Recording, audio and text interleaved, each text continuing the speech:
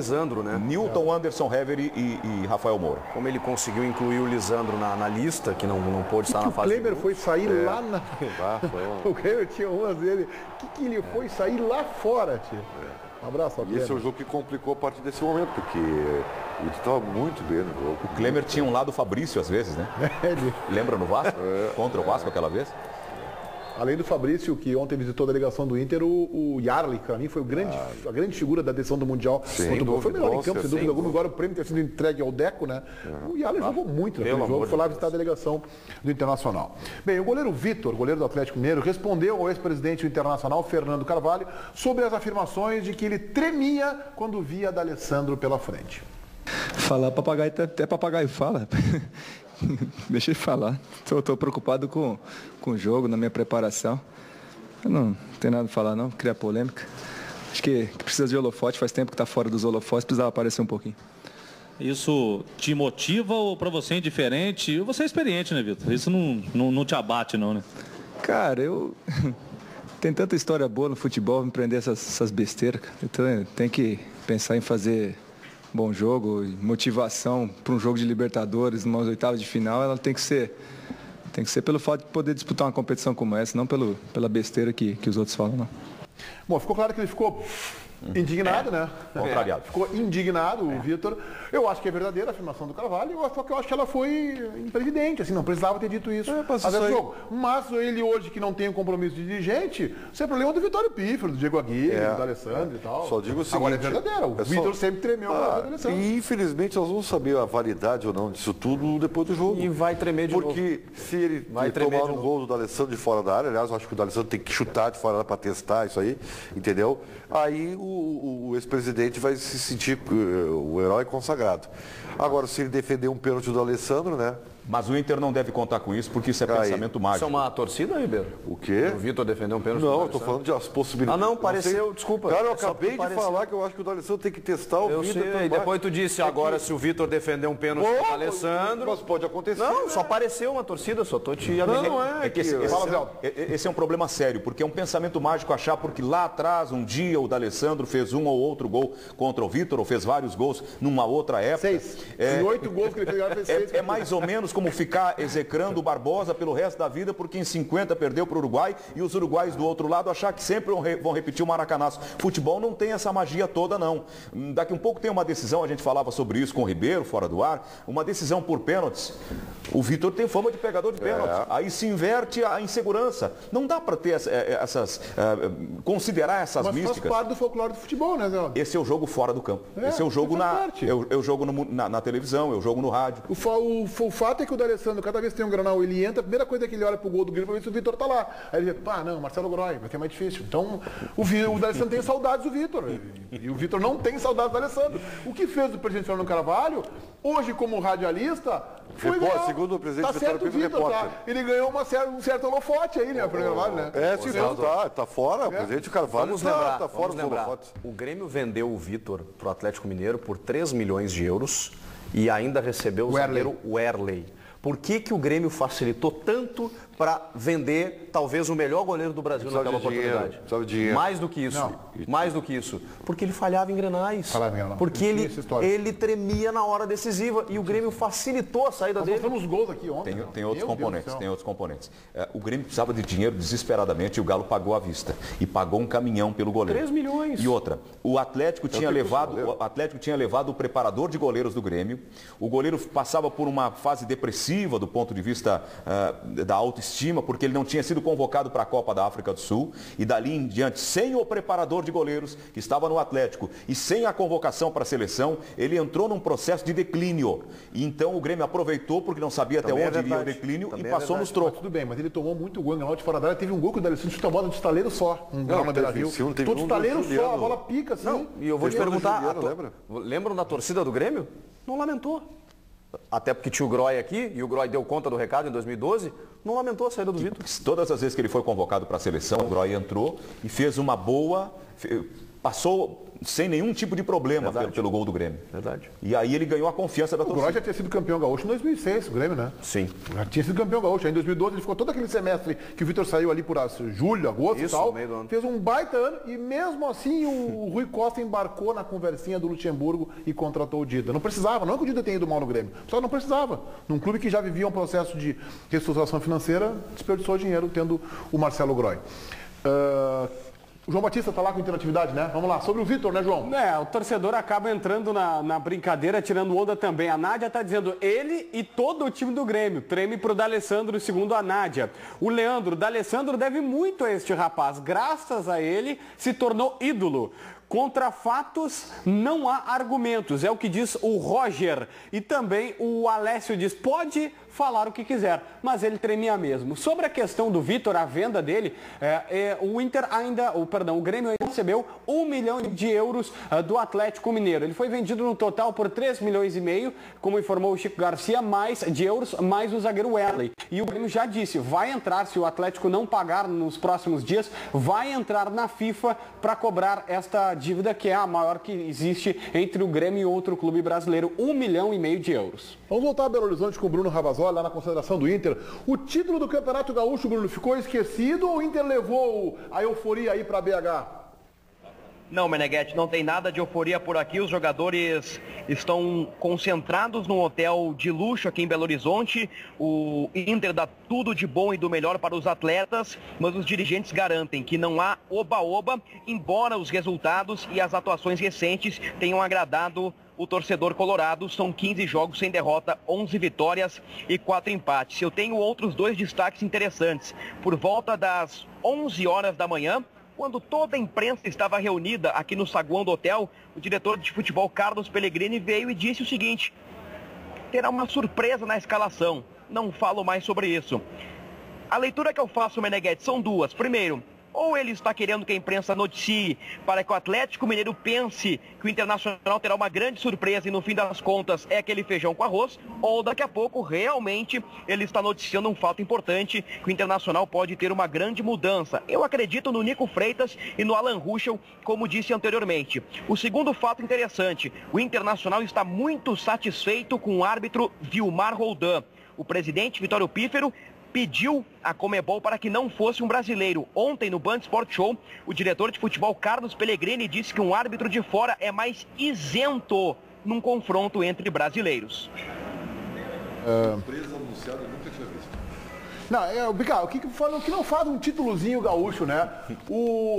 Quem é esse aí? Esse é o Lara Roldan. Tá, então vamos falar do Roldan, depois a gente fala sobre o Pellegrini. Fala sobre ele, Chico Garcia. O Roldan é o principal árbitro sul-americano hoje, o principal nome da arbitragem sul-americana. Ele é irmão do Hever, não? É parecido, né? Com o Hever, né? A Colômbia, eu falei aqui semana passada, né? Teve o Oscar Ruiz aí como um grande expoente mundial até. Embora no final de carreira tenha dado alguns jogos.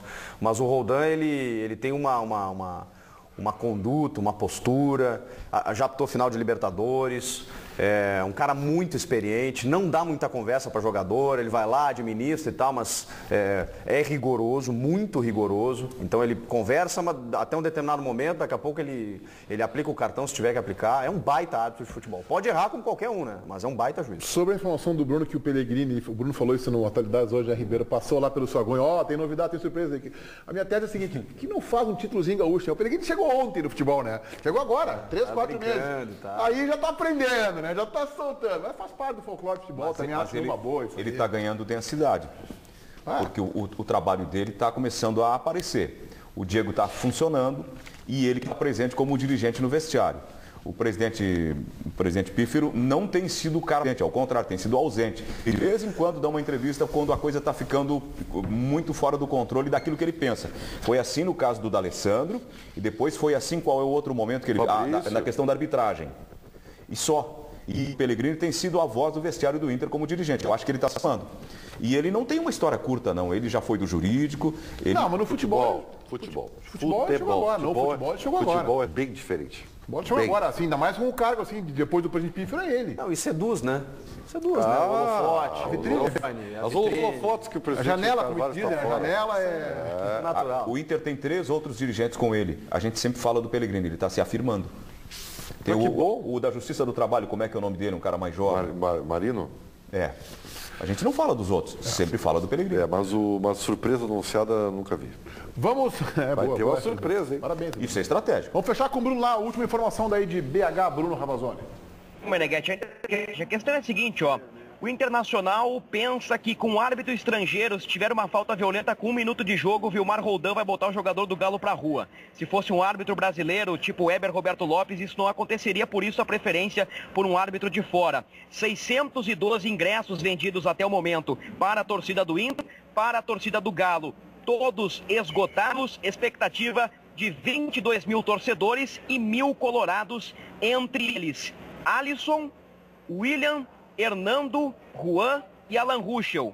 Freitas, Dourado, Arangues, D'Alessandro e Valdívia. Na frente o Sacha. É a provável escalação do Inter, não descartando um terceiro zagueiro no lugar do Alan Ruschel. Lembrando que Nilmar e Jefferson estão lesionados. Pelo lado do Atlético, uma dúvida no ataque entre Carlos e Thiago Ribeiro, Meneghete. Parabéns, excelente trabalho, Bruno Ravazoli. Traga um pãozinho de queijo para nós, tá? Para todos vocês, um beijo. Um abraço, grande Bruno Ravazoli, o impertinente Bruno Ravazoli, o repórter mais mala do Rio Grande do Sul. Ali, ó, emparelhado assim com o João Batista, né? Isso aí, são Estão adorados. ali concorrentes ali para ver quem é o mais mala. Eles são adorados pelas assessorias de Grêmio. Pelos dirigentes, então. Vamos ao intervalo seguinte, a gente volta com os donos da bola.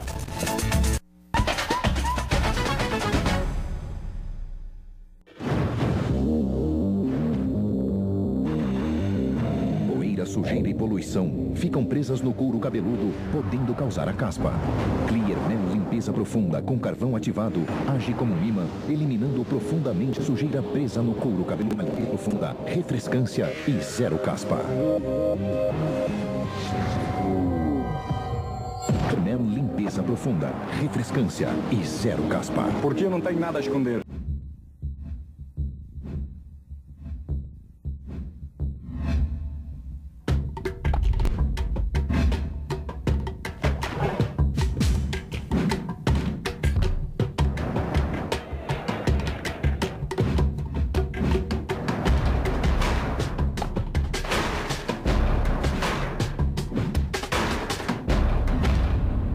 Esportes. Tudo para tudo quanto é esporte.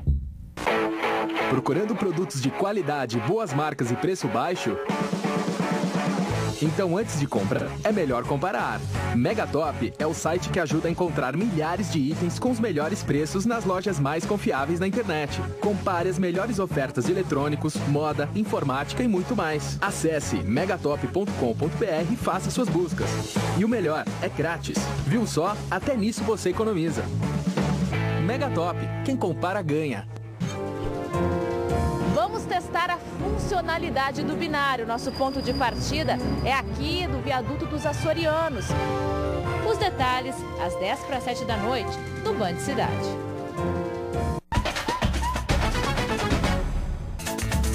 O jogo do Grêmio contra a Ponte Preta, pela abertura do Campeonato Brasileiro, será às 11 horas da manhã do próximo domingo. Fique ligado, domingo, 11 horas da manhã.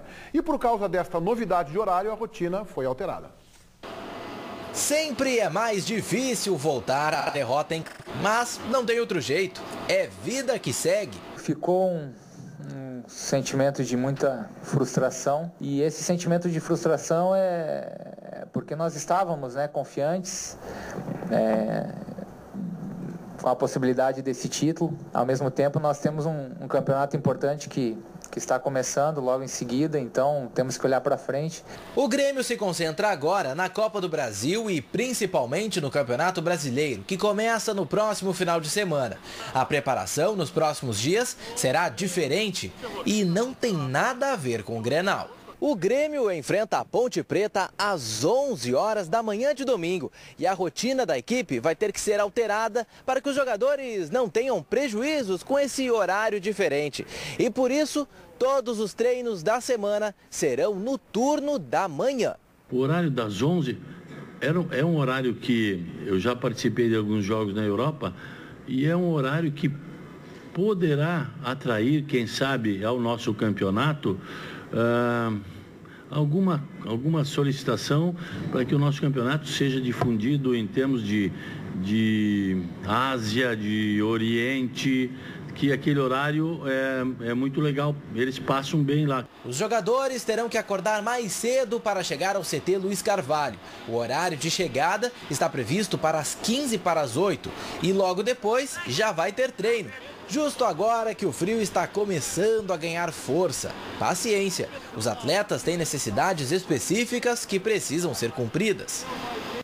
Concordo com o Filipão, não só pela questão da transmissão internacional, Oriente, Ásia, Leste Europeu, tá bem. Agora, 11 horas da manhã, neste domingo especificamente, por quê? Acho que falta sensibilidade à CBF, é o Dia das Mães. Então, pessoas querem almoçar com seus familiares, então por que botar neste? Começa na segunda rodada, tá bem. Agora, neste eu acho que falta sensibilidade e inteligência da CBF. Olha, eu vou... Sabe que vocês tentam passar para o telespectador que eu sou chato no programa. Tá? Nós somos os culpados. Claro, e eu não sou chato. Então na verdade. vai com a tese rápido. Cera gigantesca. Você